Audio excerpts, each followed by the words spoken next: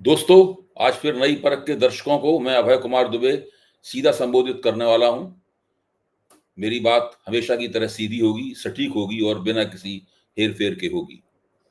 दोस्तों, मुझे विश्वसनीय सूत्रों से एक खास बात पता चली है। आज की बातचीत में मैं इसे आपके साथ साझा करने जा रहा हूं। इस सूचना का एक विशेष पहलू भी है। जब से यह बात भाजपा और एनडीए की नजर में आई है, तब से उन लोगों के दिमाग में भूकंप सा आ गया है। दरअसल बात यह है कि एनडीए और इंडिया गठबंधन में उसके सहयोगी दल मिलजुल कर एक खास तरह की रणनीति तैयार करने में लग गए हैं। यह रणनीति होगी बिहार के चुनाव के लिए। यह रणनीति होगी सोनिया गांधी को मोदी के मुकाबले चुनावी अभियान में उतार देने वाली रणनीति। एक तरफ वह बेटा होगा जो पिछले 10 साल से अपनी मां का राजनीतिक दोहन करता रहा है और उनके देहांत के बाद भी उसकी इस राजनीतिक पैंतरेबाजी पर कोई असर नहीं पड़ रहा है। दूसरी तरफ वह मां होगी जो लगातार गालियां बर्दाश्त करती रही है, लेकिन उसने न तो कभी उफ की और ना ही कभी इस मसले को चुनाव का मुद्दा बनाया। लेकिन दोस्तों, जैसा कि हम जानते हैं, हर चीज की एक हद होती है। शायद इसीलिए कांग्रेस और उसके रणनीतिकारों ने इस पैटर्न पर काम करना शुरू कर दिया है। वे आदरणीय सोनिया जी के साथ हॉटलाइन पर जुड़े हुए हैं। उनके साथ विचार विमर्श जारी है। पूरी रणनीति के सभी पहलुओं पर विस्तार से गौर किया जा रहा है।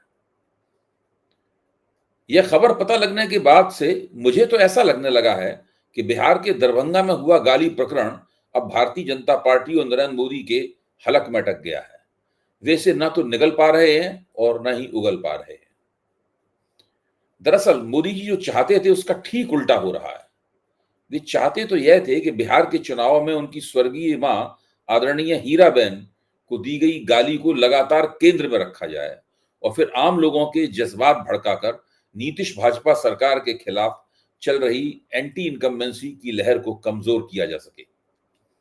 लेकिन हुआ यह कि हीराबेन की जगह राहुल गांधी की मां और इंडिया गठबंधन की प्रमुख नेता सोनिया गांधी की हस्ती चुनाव के केंद्र में आ गई। कांग्रेस आला कमान को भाजपा द्वारा आयोजित किए गए 5 घंटे के बंद का जो फीडबैक मिला है, उससे कई संकेत मिले हैं। उन संकेतों के आधार पर सोनिया बनाम मोदी की इस रणनीति की नक्शा नवीसी के बारे में सोचा जा रहा है। हम जानते हैं कि सोनिया जी की तबीयत चुनावी मुहिम में भाग लेने लायक नहीं है, इसलिए इस रणनीति में तरह तरह के किंतु परंतु हैं। लेकिन सूत्रों का कहना है कि उन्हें बीच बीच में आराम देते हुए मुहिम में उनकी भागीदारी की योजना बनाई जा सकती है। सोनिया जी जब अगर ये मुहिम इस तरह से की जाती है, तो सोनिया गांधी जब इस मुहिम में भाग लेंगी, तो उनके साथ डॉक्टरों की एक टीम रहेगी जो लगातार उनके स्वास्थ्य का ध्यान रखेगी और इस बात पर कड़ी नजर रखेगी कि कहीं उसमें कोई बड़ी गड़बड़ी तो नहीं होती है।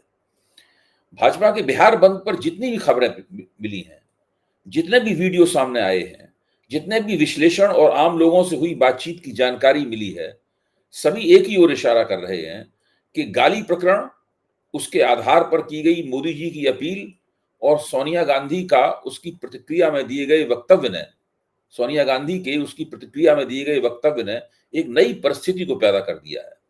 कांग्रेस उसका लाभ उठाने के लिए तत्पर हो रही है।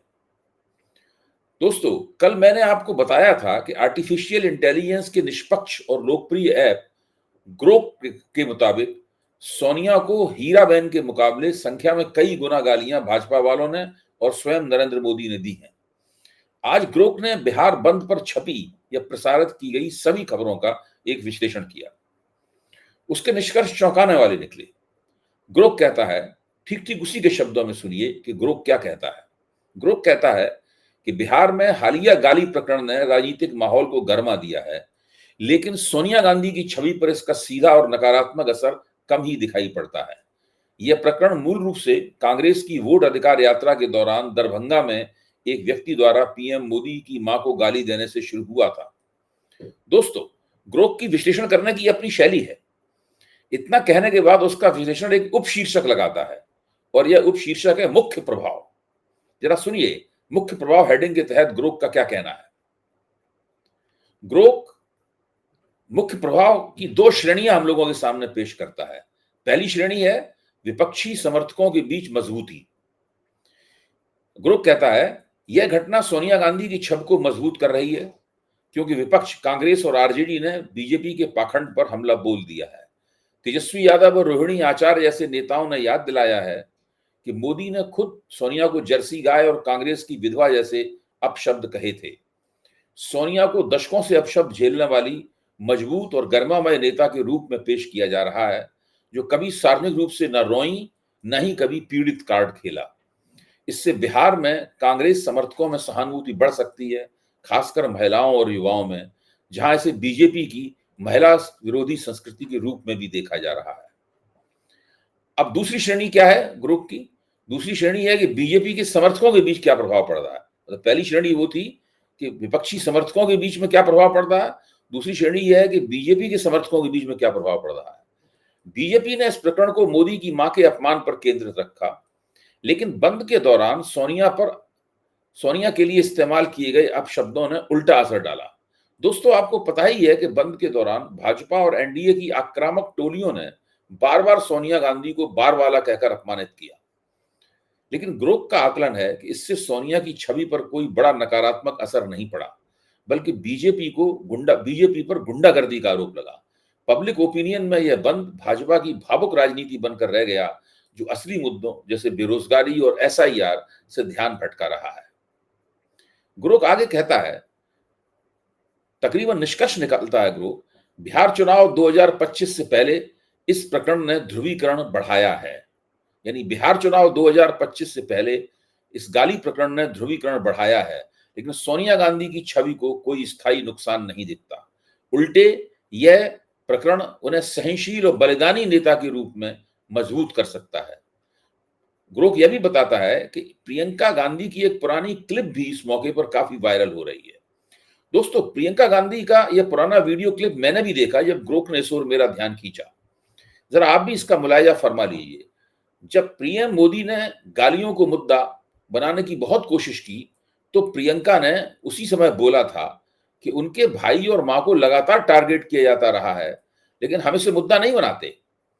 प्रियंका ने क्या कहा था, जरा सुनिए। उन्होंने कहा था, अगर मेरे परिवार को जो गालियां दी हैं इन लोगों ने, उनकी हम सूची बनाना शुरू कर दें तो हम किताब पर किताब छपवा लेंगे। हिम्मत करो मोदी जी, हिम्मत करो मोदी जी, मेरे भाई से सीखो। हिम्मत करो मोदी जी, मेरे भाई से सीखो। मेरा भाई कहता है, गाली क्या, मैं गोली खाऊंगा इस देश के लिए। मेरा भाई कहता है, सच्चाई के लिए मैं खड़ा रहूंगा। तुम गाली दो, गोली दो, छुरा मारो, कुछ भी कर लो, घबराओ मत मोदी जी, घबराओ मत। ये सार्वजनिक जीवन है, ये सब सहना पड़ता है, हिम्मत रखनी पड़ती है और आगे बढ़ना पड़ता है। दोस्तों, ग्रोक का विश्लेषण रेखांकित करता है कि सोनिया गांधी को मोदी के मुकाबले उतारने का क्या जबरदस्त असर पड़ सकता है। दरअसल मैं तो सोच यह रहा हूं कि अगर कांग्रेस ने वास्तव में सोनिया जी के स्वास्थ्य संबंधी जोखिम को उठाकर उन्हें मैदान में उतार दिया, तो क्या उनके शालीन व्यक्तित्व और नपे-तुले शब्दों के सामने मोदी की लफाजी, नीतीश की बहकी बहकी बातें, दिलीप जायसवाल की गालियों की डिक्शनरी, सम्राट चौधरी द्वारा गालियां देने के बेतहाशा दावे एक पल भी टिक पाएंगे? दोस्तों, चुनाव तो शुरू होने से पहले ही खत्म हो जाएगा। बिहार की एक एक स्त्री, एक एक बहन, एक एक मां सहनशील और बलिदानी, मजबूत एवं प्रतिबद्ध और गर्मामयी सोनिया का एक एक लफ्ज ध्यान से सुनेगी, प्रतिबद्ध होकर इंडिया गठबंधन के उम्मीदवारों को वोट देगी। प्रश्न तो यह है कि जब सोनिया जी मैदान में उतरेंगी, तो क्या मोदी जी अपनी भी गालियां एक बार फिर से दोहराएंगे जो उन्होंने सोनिया जी को मंच से दी थी? क्या स्वाभाविक रूप से अशिष्ट भाजपाई वे सभी अपशब्द एक बार फिर से बोलेंगे जो वे पिछले 11 साल से बोलते रहे हैं? कोई बात नहीं, ऐसे मौके पर शालीनता की अशिष्टता से टक्कर होगी। सारा जमाना देखेगा और पूछेगा कि स्वयं को हिंदू राष्ट्रवादी कहने वाले अपने संस्कार किस हिंदू विरोधी संहिता से लाए हैं। दोस्तों, आप और हम दोनों ही जानते हैं कि इंडिया गठबंधन की सबसे बड़ी पार्टी राष्ट्रीय जनता दल है। बिहार में राजद पर आरोप लगता रहा है कि वह महिला वोटरों की हमदर्दी जीतने में नाकाम रहता है, लेकिन 2025 के चुनाव में नजारा कुछ और ही है। देश भर के न्यूज चैनलों पर राजद की नुमाइंदगी पिछले 2 साल से कोई पुरुष प्रवक्ता न करके दो बुद्धिमान, तर्क में पारंगत, बिंदास और युवा महिला प्रवक्ता कर रही हैं। इस समय मीडिया चैनलों पर कंचना यादव और प्रियंका भारती की धूम है। भाजपा के प्रवक्ता भी इनसे घबराते हैं। गोदी मीडिया के एंकर और एंकरनियां इनके सामने पानी मांगते हैं। यह राजद पहले वाला राजद नहीं है, बल्कि नया राजद है। जैसे ही इन दो बेहतरीन महिला प्रवक्ताओं की आकर्षक बातचीत के साथ सोनिया जी के भाषण जुड़ेंगे, वैसे ही पहले से ही बदल रहा माहौल बिहार में निर्णायक रुख अख्तियार कर लेगा। दोस्तों, जब माहौल बदलता है तो एक एक बात एंटी इनकम्बेंसी में जुड़ती चली जाती है। इंडिया गठबंधन के रणनीतिकारों ने एक बात और ठानी है। वे 2015 के चुनाव के दौरान नीतीश कुमार के वे ट्वीट जमकर प्रसारित कर रहे हैं, जिनमें नीतीश ने मोदी द्वारा बिहारियों के डीएनए पर किए गए आक्षेप का मुद्दा उठाया था। दोस्तों, डीएनए पर किया गया आक्षेप भी एक गाली ही होता है कि उसमें आपकी वल्दियत, आपके पितृत्व और आपके मातृत्व पर संदेह किया जाता है। उस मशहूर चुनाव में नीतीश और लालू यादव साथ साथ थे। आज मोदी गाली की बात उठा रहे हैं। तब डीएनए वाली गाली के खिलाफ एक आंदोलन नीतीश कुमार ने भी छेड़ा था। उन्होंने कहा था कि पीएम मोदी ने उनका डीएनए खराब बताकर बिहार का अपमान किया है। यह अलग बात है कि नीतीश जी ने कुर्सी की खातिर गाली को न सिर्फ भुला दिया, बल्कि उसे गले से लगा लिया। गैरतमंद बिहारियों को सब याद है। नीतीश के इन पुराने ट्वीट्स के साथ साथ इस समय एक और वीडियो वायरल हो रहा है, जिसमें दर्द से कराहती हुई एक गर्भवती महिला को बंद करवाने वाले भाजपाई अस्पताल नहीं जाने दे रहे हैं। कारण बताया गया कि मोदी जी की मां को गाली दी गई है, इसलिए आप अस्पताल नहीं आ सकते।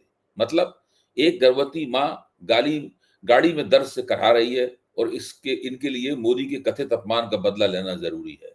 जाहिर है कि राजनीति के चक्कर में भाजपाइयों की संवेदनाएं बिल्कुल शून्य हो गई हैं। दूसरी तरफ एक और वीडियो में जो एकदम ताजा है, भाजपा के प्रवक्ता कांग्रेस की प्रवक्ता रागिनी नायक को यह कहकर धुतकारने की कोशिश कर रहे हैं, मुंह देखो अपना ताड़का कहीं की शूर्पणखा। बीजेपी प्रवक्ता का ऐसा बयान, मैं आपको याद दिला दूं कि भाजपा प्रवक्ता ने और कुछ नहीं किया है, यहां पर अपने प्रिय नेता नरेंद्र मोदी का ही अनुपालन किया है। नरेंद्र मोदी ने तेलुगु देशम की नेता को सुपर्णखा कहा था, आपको याद होगा, जिसका मैंने कल के अपने वीडियो में भी जिक्र किया था। बीजेपी प्रवक्ता का ऐसा बयान बिहार में पार्टी को बहुत नुकसान पहुंचा सकता है। इस कार्यक्रम में एंकर भी महिला थी, उसने भी बीजेपी प्रवक्ता को ऐसी भाषा पर रोकने की कोशिश की। इसी तरह कंचना यादव ने एक वीडियो जारी किया है, इसमें बंद के दौरान पत्नी के सामने उसके पति को मोदी जी की आक्रामक टोली बिहार बंद के दौरान पीट रही है। पति और पत्नी दोनों के साथ बदतमीजी की जा रही है और इस तरह मोदी जी अपनी मां को दिए गए गाली का बदला पूरे बिहार की महिलाओं और गरीबों को अपमानित करके ले रहे हैं। दोस्तों, मैं भी सांस रोक कर प्रतीक्षा कर रहा हूं, आप भी इंतजार कीजिए सोनिया जी के बिहार के रण में उतरने की। यह एनडीए और नीतीश भाजपा के कफन में इंडिया गठबंधन की आखिरी कील होगी। धन्यवाद। दोस्तों, अगर आपको मेरा ये वीडियो पसंद आया, अगर आप मेरी समीक्षा को पसंद करते हैं, तो आप नई परख को सब्सक्राइब कीजिए। अपने परिचितों से भी कहिए कि वो भी हमारे साथ जुड़ें। हमारा चैनल नया है, हम अपने प्लेटफॉर्म पर नए तरीके से अपनी बात कहने की कोशिश करते हैं। आपका प्रोत्साहन मिलेगा तो हम और भी उत्साह के साथ अपना काम जारी रखेंगे। बहुत बहुत धन्यवाद दोस्तों।